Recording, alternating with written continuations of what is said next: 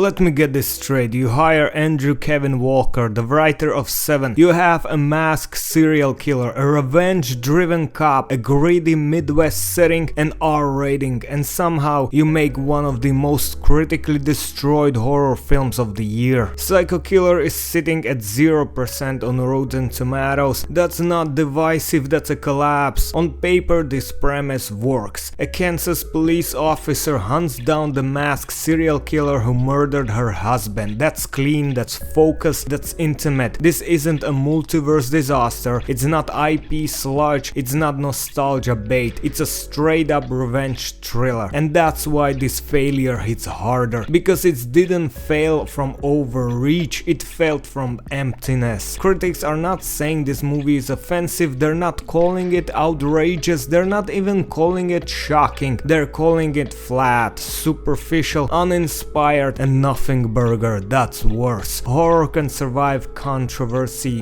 it can survive bad taste, it can even survive uneven acting, but horror cannot survive boredom. And according to nearly every review, that's what Psycho Killer delivers. It tries to feel gritty, it tries to feel nihilistic, it tries to echo Se7en, but instead of dread, it delivers monotony. Instead of tension, it delivers generic chase scenes. Instead of psychological terror, it gives you slasher cliches dressed up in a grey lightning. And Andrew Kevin Walker wrote Se7en, a film defined by moral horror, existential dread, patience, thematic layering. Psycho Killer feels like someone skimmed the Wikipedia summary of that film and thought, yeah, I can do that. But atmosphere isn't lightning, depth isn't brutality, and nihilism isn't just killing people on screen. The reviews constantly pointing to one problem: the film has no identity. It's not a smart thriller, it's not a visceral slasher, it's not a character study, it's not even stylish enough to be memorable. It's just there, which might be the worst thing a horror movie can be. Let's talk numbers. Opening day about 250,000. Total domestic so far around 700. For a theatrical release, R-rated horror from a major studio. That's not a stumble, that's invisible. Horror is one of the most reliable genres in cinema. Low budget, high return. Even mediocre horror usually performs, but when a word of mouth is radioactive and your reviews are nuclear, audiences stay home. This movie didn't fail because it was too bold, it didn't fail because it was too weird. It failed because it felt manufactured, because it feels like it was assembled instead of created. You can feel when a horror movie has urgency, you can feel when it has obsession behind it. This feels like a 20-year-old script dusted off, slightly modernized and pushed out because we need a Q1 thriller. No voice, no spark, no teeth, just violence without philosophy. And here's why this matters. Horror right now is thriving. You have smart indie horror breaking out, low budget films outpacing studios, original ideas finding audiences. And when a legacy writer plus studio project lands with a